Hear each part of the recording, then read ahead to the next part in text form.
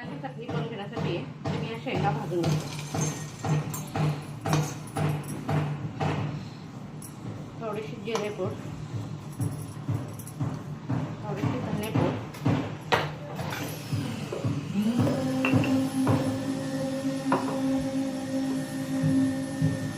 मीठ,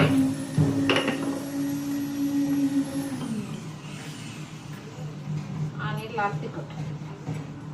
तिखट आपल्या गरजेनुसार कमी जास्त करायचं. पहिल्यांदा शेंगदाण्याची चटणी करून घ्यायची. आता मेथी चिला करण्यासाठी धनेपूड, जिरेपूड, हळद, त्यानंतर कांदा एक बारीक चिरून घेतला आहे मी, उभा कप चिरून घेतला आहे, बारीक स्लाइस केली, कोथिंबीर आणि कॅरेट. कोथिंबीर, कॅरेट, कांदा आपल्या आवडीनुसार कमी जास्त करता येते. थोडेसे जिरे,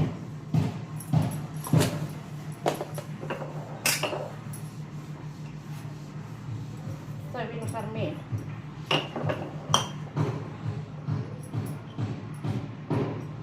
लाल तिखट, खरडा.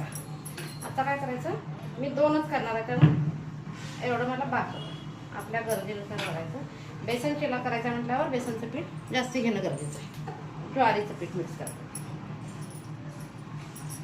त्याच्यानंतर मेथी, ही मी एक मेथीची 250 ग्राम असेल एवढी मेथी धुवून बारीक चिरून घेते. हिरव्या मिरचा खरडा पण आपल्या आवडीनुसार कमी जास्त करायचं. सगळं व्यवस्थित मिक्स करते.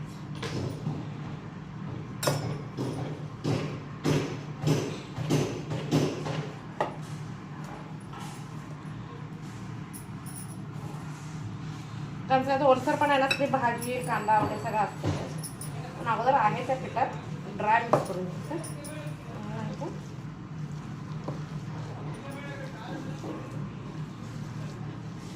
म्हणजे जास्ती व्हेजिटेबल्स आपल्या पोटात जाण्यासाठी, वेट लॉससाठी ते चांगलं आहे. हे थोडंसं लिक्विड जास्त असावं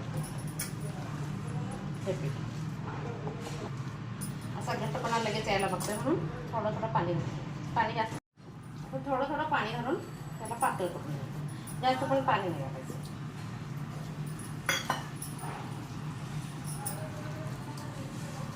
आता काय करायचं, बेसन चिला करण्यासाठी असं लिहासारखं आहे. थालीपीठाचं कसं घट्ट असतं आणि एक घट्ट नाही, पातळ करावं लागतं. आता गार तव्यावर एकदा मी करून दाखवणार, नंतर गरम तव्यावर. पहिल्यांदा तेल लावून घ्यायचं. त्यानंतर हे पीठ कसं पण पातळ असते नाही.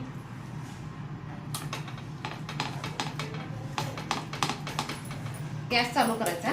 पण गॅस चालू केला तरी गार असते नाही तवा. एक गार तव्यावर घालून दाखवते, नंतर एक गरम तव्यावर. सेंटरला थोडंसं हे घालायचं. हे जाडच असायला लागतं. केला म्हटल्यावर जाड असायला पाहिजे. तर 1-2 मिनटं छान भाजू दे. त्याच्यावर झाकण ठेवते.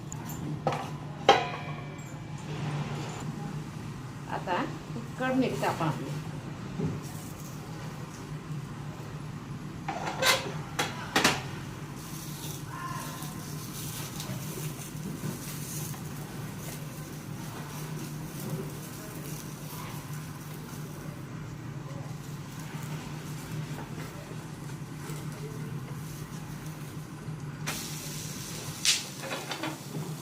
थोडासा भाजू द्यायचा. तोपर्यंत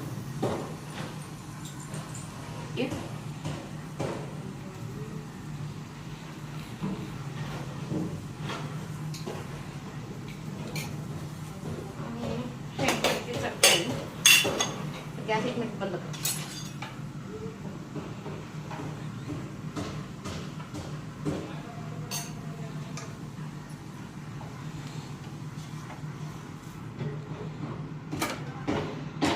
खीर तयार झालाय. अजून एक करून दाखवता.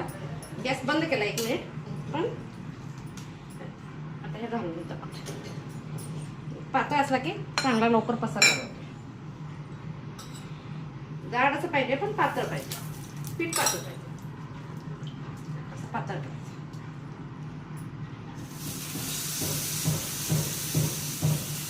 गरम तवा असला तरी काय होत नाही, हे जाड असतं. मी कारण आपले काय गरम एक गार तव्यावर करून दाखवले आणि गरम तवा.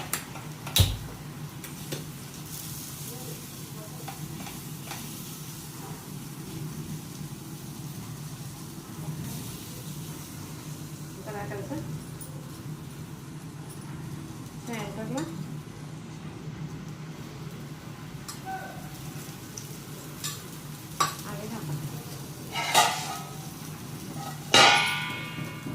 बेसन चिल्ला खाण्यासाठी तयार.